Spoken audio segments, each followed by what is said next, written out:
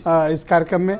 ये वक्फ बोर्ड की प्रॉपर्टीज को लेके बड़े विवाद हैं और आपने भी लखनऊ में आपका लंबा इतिहास है, आपने देखा भी है, सचमुच में हैं भी, इसमें कोई दो राय नहीं।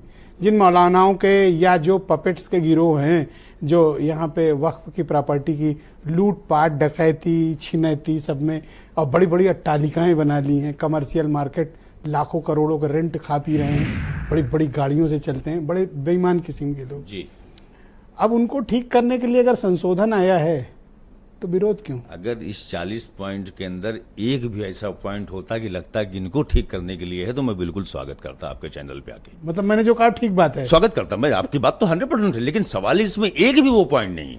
मंशा इनकी कुछ और दिखलाई पड़ रही। इनका सीधा सीधा एक मकसद था शुरू से, 10 साल से मैं आपको बोल रहा हूं, मुसलमानों को कैसे ये मैसेज दूसरी जो है मेजॉरिटी कम्युनिटी को दिया जाए कि हम बिल्कुल उस राह पे ही चल रहे हैं कि मुसलमान को कहीं ना कहीं से हम ठीक करने की कोशिश कर रहे हैं। कदम उस पर इस सरकार ने भी आने के बाद बढ़ाया।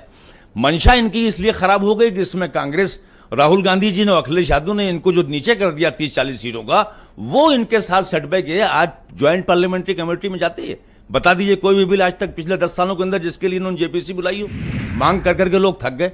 इनका मंशा बहुत साफ है, इनको हर काम, वो हिडन तो ये काम कर ही रहे हैं। नाम बदल दिया, सुप्रीम कोर्ट आप जाइए, सुप्रीम कोर्ट ने कहा नहीं साहब आप नाम नहीं रख सकते, जो किसी के नाम का आइडेंटिफिकेशन नहीं। इनका एक ही मकसद है, इनको ही लगता है आज की डेट में इतना ही परेशान हो गए हैं कि इनकी समझ में नहीं आ रहा कि कौन सी लाइन हम पकड़ के चलें जिसमें 350, 400, 500 के नजदीक हम पहुंचे। वो आसार अभी नजर नहीं आ रहे हैं, तो इस तरह की चीजें हैं। अच्छा, चुनाव के पहले डिबेट में आप बड़ा हल्ला करते थे, मुसलमानों को कॉर्नर कर दिया गया, अब हमारी वैल्यू नहीं है, तो कर नहीं पाए ना, कुछ लायक नहीं, तो आप लोग मेहरबान हो गए। ये तो आप लोगों को समझ में आए कि ठीक है, कब तक हम अपने भाइयों के साथ ज्यादती बर्दाश्त करेंगे। थोड़ा सा आपने उसमें टेका लगाया तो काम इनका लग गया।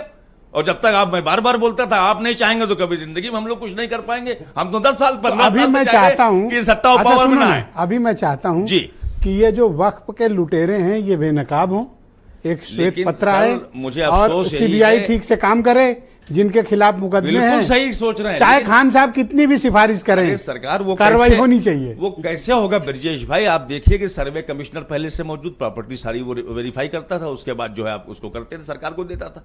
कलेक्टर को आपने लाके बिठाला। अब दिक्कत क्या है, सेक्शन 3C इनका क्या बोलता है कि जो भी प्रॉपर्टीज वक्फ के अंदर हैं, चाहे पहले की हो या बाद में, उसको डीएम को रिवो करने का राइट है। अब कहीं मस्जिद है, कहीं कब्रिस्तान है, कहीं कुछ, आप एक लिटिगेशन पैदा कर दोगे साहब ये तो मस्जिद जो है वो सरकार की संपत्ति है।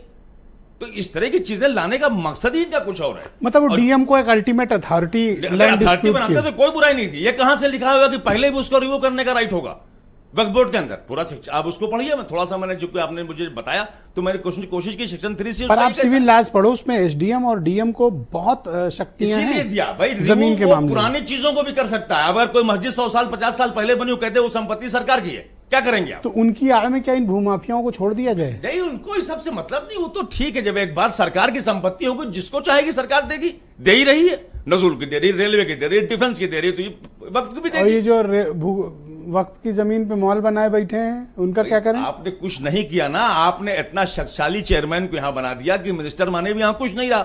तो आप उसमें मॉडिफिकेशन लाइए ना, आप बोर्ड में ऐसे मेंबर्स लेके आइए कि उनके ऊपर कुछ चेक और बैलेंसेस हो। आप वो काम तो नहीं कर रहे हैं। इस एक्ट में क्या लेके आप आए?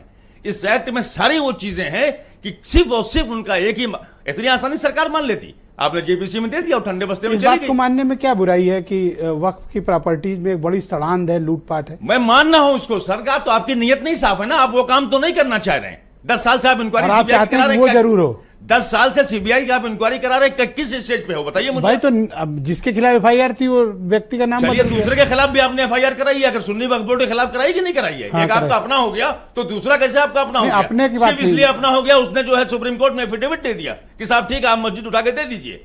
तो आपकी पॉलिसी खुद ऐसी है। मैं सुन्नी वक्फ बोर्ड के चेयरमैन की बात करता हूं, आप इसलिए उसको सब देते जा रहे हैं।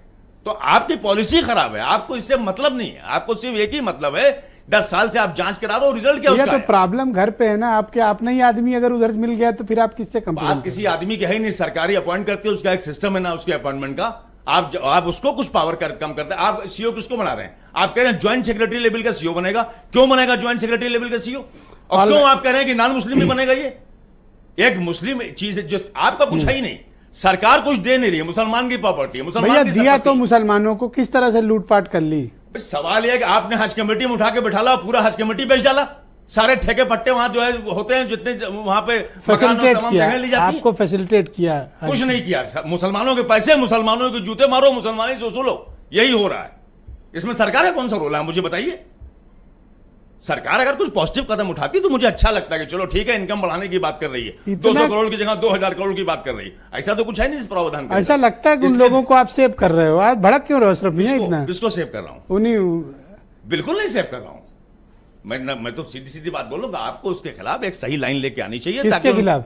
जो लोग बोर्ड में बैठे, जो बोर्ड के चेयरमैन थे, मैं किसी का, मुझे क्या फर्क पड़ता है। अच्छा, ठीक। मैं तो डंके की चोट में आपके डिबेट में बोल चुका हूं कि जो मस्जिद के सौदा कर ले उनसे कहां से मेरे और ये जो मौलाना लोग 2-3 हैं लखनऊ में जो गिरोह चला रहे हैं वक्फ की प्रॉपर्टी का, उनका जो भी कर रहा है, जो भी काबिज है, जो आप भी मानते हो ना कि है 2-3 मौलाना जो भी नंबर्स को कैंसिल कर रहा है। एक मौलाना साहब बोले ना कि नंबर को डिलीट करके बाद में कब्जा होता है। हाँ। ये सब काम किसका है? सरकार, आप बैठे हो, आप करो ना उस पर कुछ कार्रवाई। आप तो वो कर नहीं रहे। 3-4 शिकायतें तो खुद मतीन खान ने हमसे की थी, खुद ही अभी वो अब्बास साहब आए थे, मौलाना साहब, उन्होंने बोला, हाँ, बिल्कुल बताया सही बात उन्होंने। बोली उन्होंने। All right, MH Khan